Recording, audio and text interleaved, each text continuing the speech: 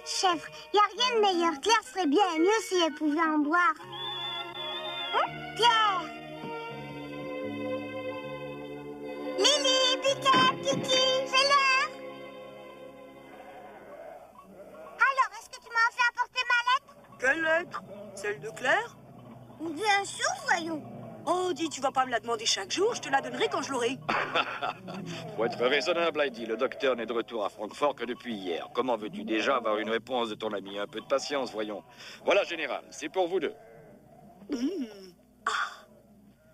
Heidi, fais-moi le plaisir d'oublier cette lettre pour le moment. Je préfère de beaucoup que tu t'amuses. Allez, monte vite au pâturage avec Pierre. C'est ce que je vais faire. À soir, grand-père.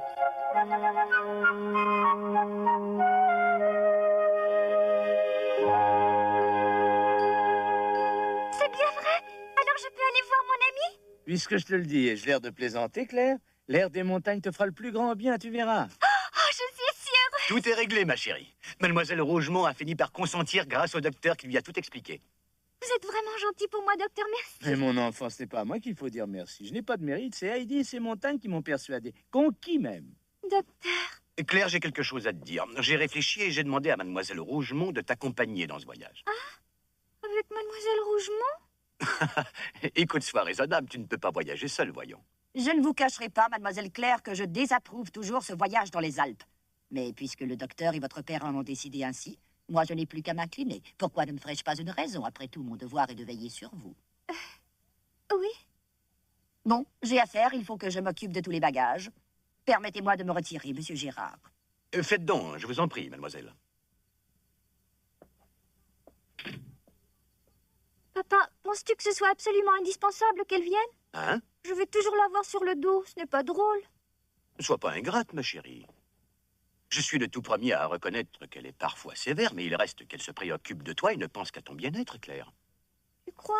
Mais bien sûr, quelle autre raison voudrais-tu qu'elle ait de s'opposer à ce voyage, à ton avis? Mademoiselle Rougemont a beaucoup de dévotion pour toi, ma chérie, crois-moi. Oui, je suppose que c'est vrai. Oh, excuse-moi, je t'en prie. En fait, qu'elle vienne ou ne vienne pas, les montagnes ne perdront pas de leur charme pour autant. Ah, c'est parfait alors. Bon, tu n'as plus un moment à perdre. Il faut envoyer un mot à Heidi et songer à commencer à faire tes valises. Papa, encore merci. Surtout profites-en bien et reviens-moi vite. Je vais demander à grand-maman qu'elle aille te voir là-bas. Oh, grand-maman viendra me voir? Mais oui, moi de mon côté, je vais faire ce que je peux. Je tâcherai de venir pour quelques jours. Vous allez venir me rejoindre là-bas, vraiment?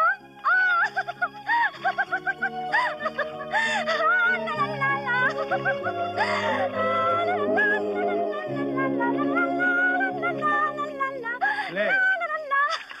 Claire. Pour moi, il est important que je sache quelque chose. Quoi? Je voudrais que tu me dises pourquoi ces vacances dans les Alpes te remplissent d'une telle joie. Et parce que je vais en faire voir Heidi? C'est une excellente raison, je comprends. Je sais très bien ce que Heidi est pour toi. Et ce voyage ne peut que être profitable sur tous les points. Rien de mieux que l'air des montagnes. Cependant, Claire, en ce qui te concerne, il y a bien d'autres choses à considérer. Entre toi et moi, j'attends énormément de ce voyage pour arriver à fortifier tes jambes, ma chérie. Quoi? Fortifier mes jambes? Mais comment ça? Mais bien sûr. Laisse-moi le temps de t'expliquer. Là-bas, il n'est pas question de te déplacer comme ici. D'abord, tu n'auras pas Sébastien à ta disposition. Puis, mademoiselle Rougemont n'a pas l'habitude de la haute montagne. Quant au grand-père de ton ami, il a certainement bien des choses à faire. Il n'aura donc pas le temps de veiller sur toi comme on peut le faire ici. Tu ne pourras compter que sur toi. Par ailleurs, avec ton fauteuil roulant, il ne te sera pas possible de t'aventurer bien loin de la maison. C'est la montagne, tu Oui, je sais. comprends. Pour être franc, au départ, je ne croyais pas que tu pourrais entreprendre ce voyage. Mais une fois sur place, j'ai changé d'avis. Si tu es prête à affronter les inconvénients de la vie de montagne, j'ai même l'impression que tes jambes ne s'en porteront que mieux. Docteur?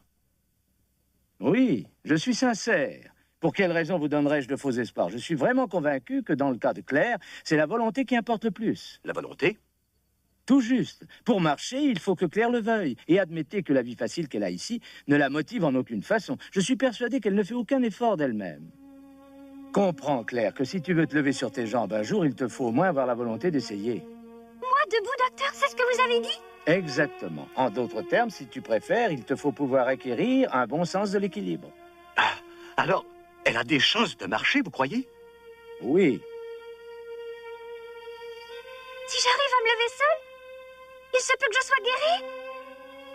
Oui, mais je te le répète, tout est affaire de volonté. À moins de faire de gros efforts, tu n'arriveras pas à grand-chose.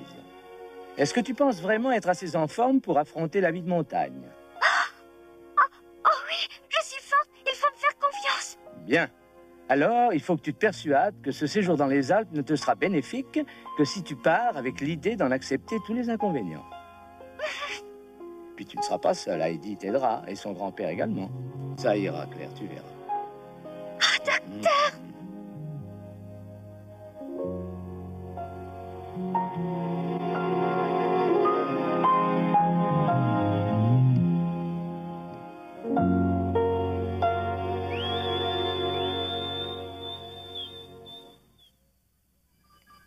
Heidi, le postier m'a donné une lettre pour toi.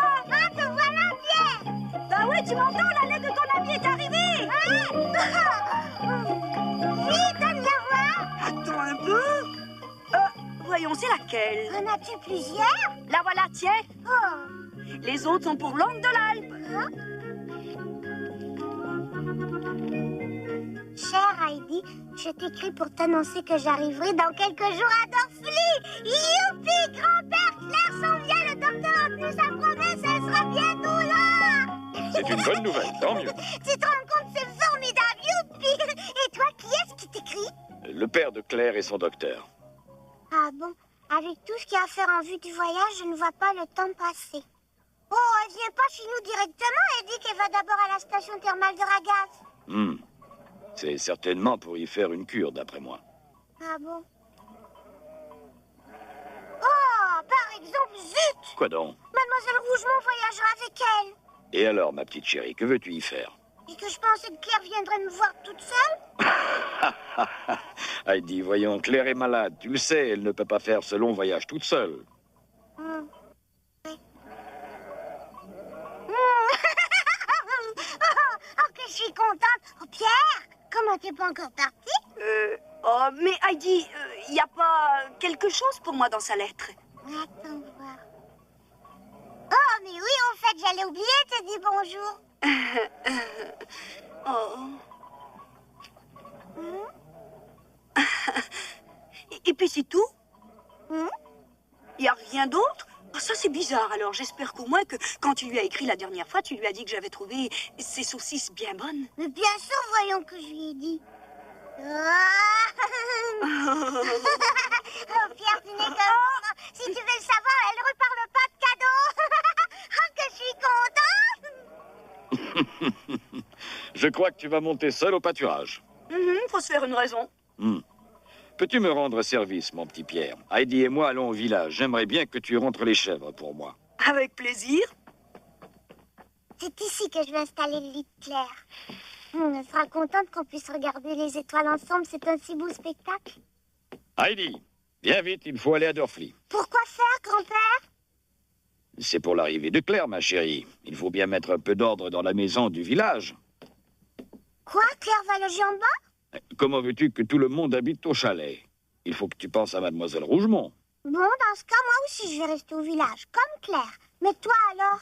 Comment est-ce que tu vas faire pour ton travail? Eh bien, je monterai au chalet le matin. Et ça va te fatiguer? Ne t'inquiète pas, va. Et puis, tu me donneras bien un petit coup de main. Allez, en route.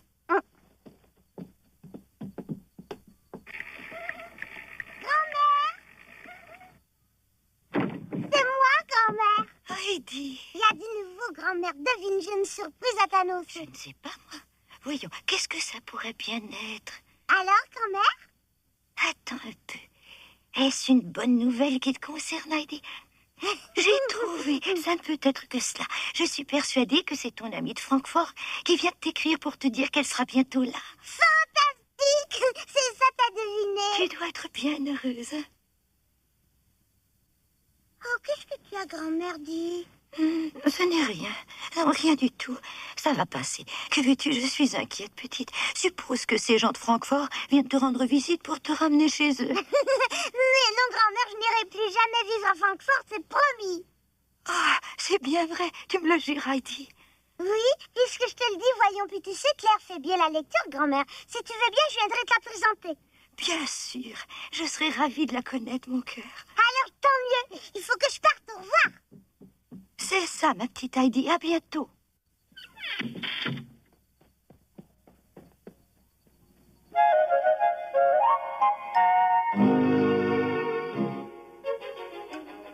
Et Heidi et grand-père de s'affairer joyeusement en prévision de l'arrivée de leurs invités.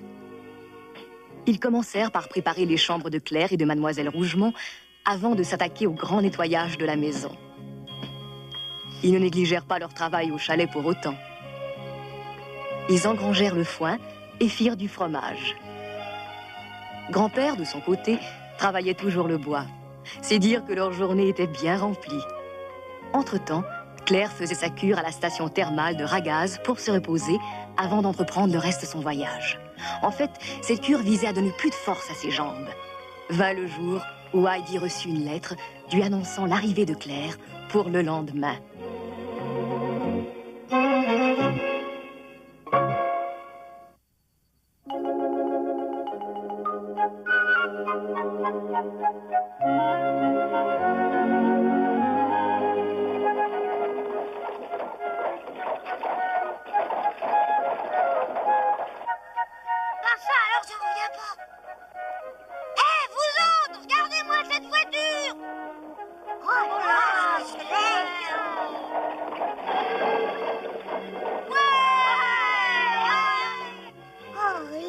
Plus tarder maintenant.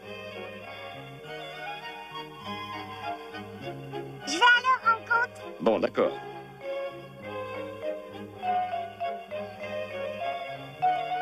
Oh, mais va vite, je me demande qui c'est. Ah, voilà le village. Inutile de vous pencher ainsi, un peu de tenue, voyons. Oui.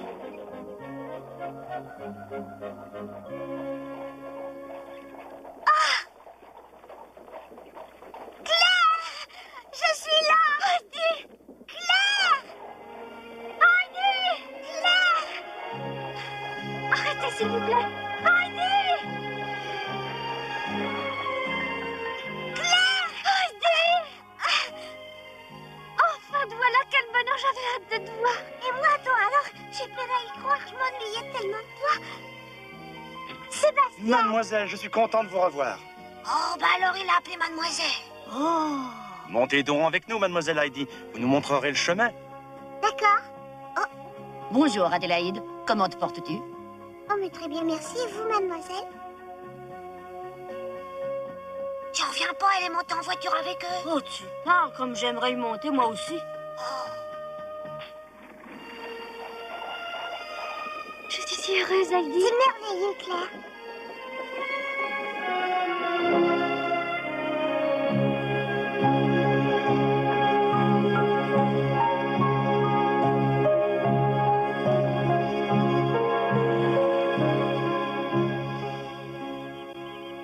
Grand-père, Claire est arrivée.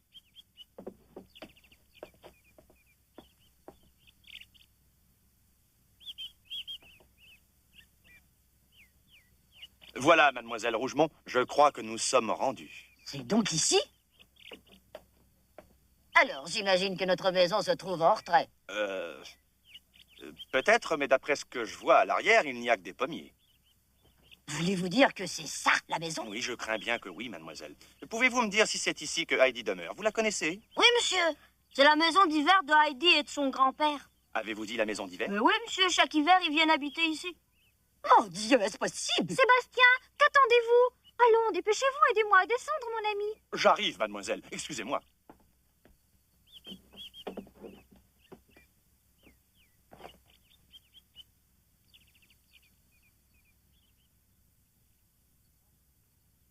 On tombe en ruine. Claire, je te présente mon grand-père. Et voici mon amie Claire. Claire, sois la bienvenue sous mon toit. J'espère que le voyage ne t'a pas fatigué. Oh, mais non, pas du tout, je vous remercie. Puis j'avais tellement hâte de revoir Heidi, vous savez.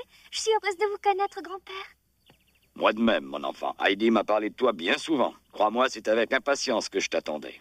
Oh, grand-père, vous êtes si gentil. Bonjour, monsieur. Je suis mademoiselle Rougemont. Comment allez-vous? Enchanté, mademoiselle. Je sais qu'à Francfort, vous avez bien veillé sur ma petite fille. Je vous en remercie. Je vous en prie. Je n'ai fait que mon devoir. Tu viens visiter la maison, Claire? Oh oui, c'est une bonne idée.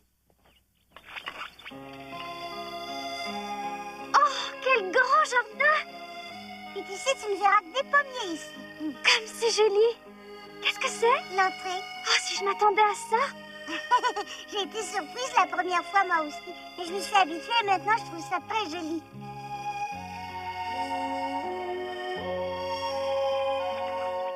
Ici, c'est l'étable.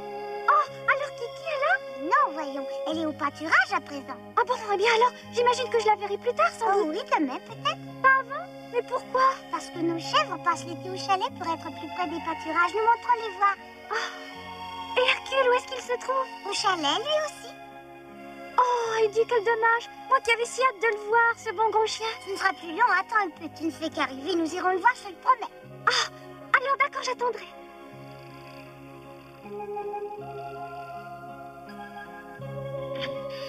Là, c'est notre chambre. Vraiment, notre chambre, c'est bien mignon. Heidi, qu'il est joli, ce poil. C'est difficile de se rendre compte au premier abord. On va de surprise en surprise. C'est amusant, non? Oh oui, bien sûr. Tiens, c'est un bien drôle de lit. C'est mon lit à moi. On dort très bien sur du foin. Et toi, Claire, c'est ici que tu coucheras. Oh, c'est que je risque de te déranger si je dors avec toi. Voyons, penses-tu, Claire, et puis tu verras comme tu te plairas ici. Même encore mieux qu'à Francfort. Oh oui.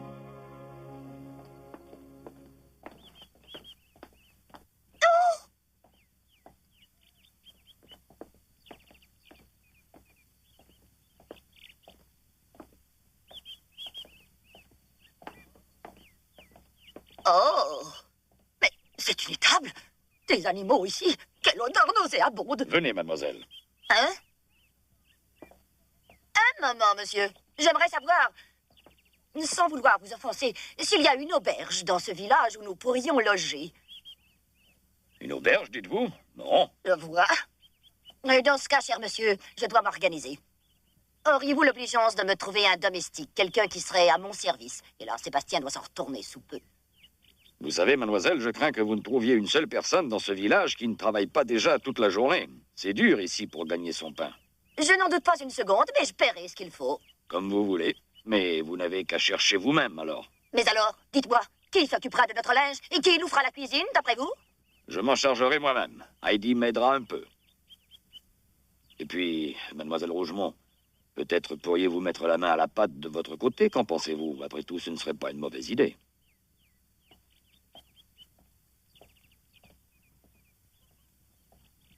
C'est par ici qu'on monte. Oh, mais il n'y a pas de toit dans cette pièce. C'est curieux. C'est drôle, hein, Claire? Ah, ça oui. Ça, il faut le voir pour le croire. Oh, les montagnes sont vraiment jolies. Tu vois notre chalet? Il est là-haut, à mi-chemin du sommet de la montagne. À l'endroit qui brille sous le soleil couchant? Oui, c'est ça. Pierre ne va pas tarder à redescendre. Pierre? Il est là-haut, au pâturage? Oui. Tu veux dire que il mène les chèvres là-haut?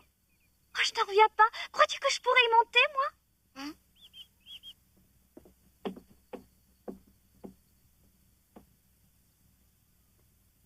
Grand-père, Claire voudrait monter au chalet tout de suite. On peut y aller? Hein? Mais c'est insensé! Partir ainsi à l'aventure, vous n'y pensez pas, voyons. La nuit peut les surprendre. Oh, mais c'est simple. On peut très bien coucher au chalet. Mais oui, comme ça on pourra regarder les étoiles ensemble. Bonne idée. Ne te mêle pas de ça à toi, ça suffit, tu m'entends? Mademoiselle Claire, soyez raisonnable. Vous ne savez rien de cet endroit que déjà vous parlez de partir sans moi. Mais mademoiselle... Claire, je crois que tu devrais écouter mademoiselle Rougemont. Une bonne nuit de repos te ferait le plus grand bien, tu sais. Les Alpes seront encore là demain à ton réveil. Elles ne vont pas s'envoler. Elles n'en seront même que plus jolies. Oui, vous avez raison. Si tu veux, demain matin, on montera avec les chèvres. Oh oui. Le repas sera prêt dans 1 minute. Vous savez, à la montagne, c'est à la bonne franquette. Reste à espérer que vous l'aimerez. Enfin, j'ai fait de mon mieux. Ma petite chérie, en attendant, conduis mademoiselle Rougemont à sa chambre, veux-tu? Oui, grand-père. Suivez-moi, mademoiselle Rougemont. Je viens.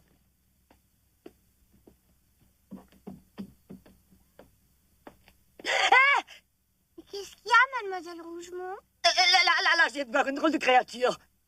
Hein?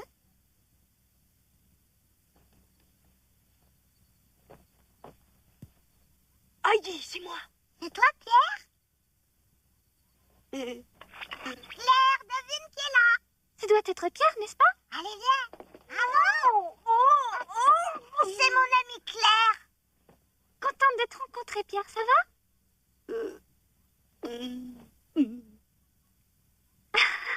Au fait, quand tu m'as écrit la dernière fois de Francfort, tu ne m'as pas dit si... Tu t'es, Heidi, tu exagères, je suis pas gourmand. Gourmand? Bien sûr qu'il l'est. Comme tu ne parlais pas d'apporter de saucisses dans ta lettre, Pierre s'est vexé pour de bon. Oh, pauvre Pierre, tu as tort de t'en faire. Je ne t'ai pas oublié, tu sais. C'est vrai? Ben, tu es content maintenant?